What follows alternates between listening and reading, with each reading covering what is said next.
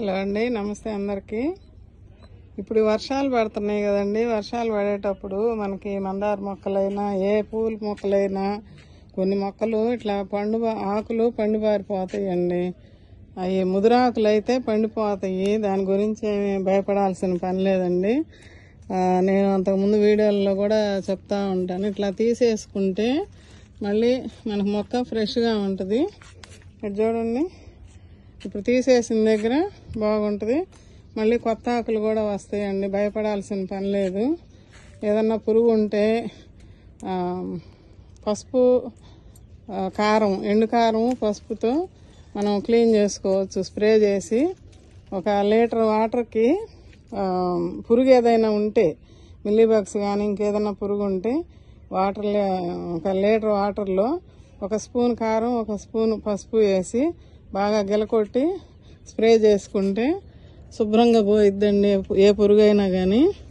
అయితే ఇది పూలు కోస్తున్నాను. ఇదండి చూడండి, భలే ఉన్నాయి కదా.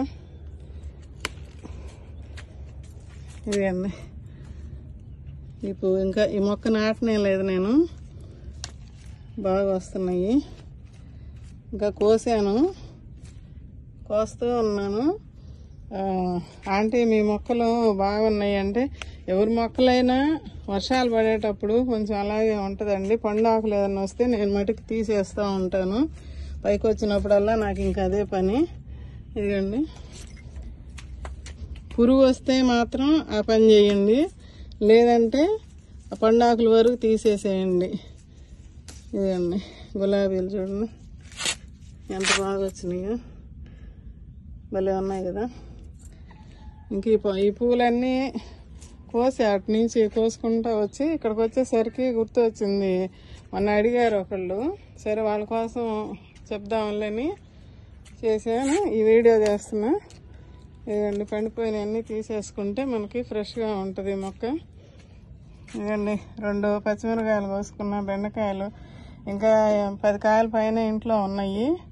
2 దొండకాయలు మొదలైనవి ఇంకా వస్తాయి, అవి కూడా పూతలు ఉన్నాయి. ఇదండి పూలు. ఓకే అండి, వీడియో నచ్చితే ఒక లైక్ చేసి, షేర్ చేసి, సబ్స్క్రైబ్ చేసుకోండి. ఇట్లాంటి మంచి మంచి విషయాల కోసం మన ఛానల్ని సబ్స్క్రైబ్ చేసుకోండి. లైక్ చేయండి నచ్చితే వీడియో. చూడండి, పండాకులు ఎక్కడన్నా ఉంటే తీసేసుకుంటే మొత్తం బాగుంటుంది వీడియో. మనకి మొక్కలు ఇట్లా ఉంటే కొంచెం చూడబుద్ధి కాదు, మనం తీసేస్తే మంచిగా ఉంటుంది అన్నమాట. ఓకే అండి, ఉంటానండి. బాయ్ అండి.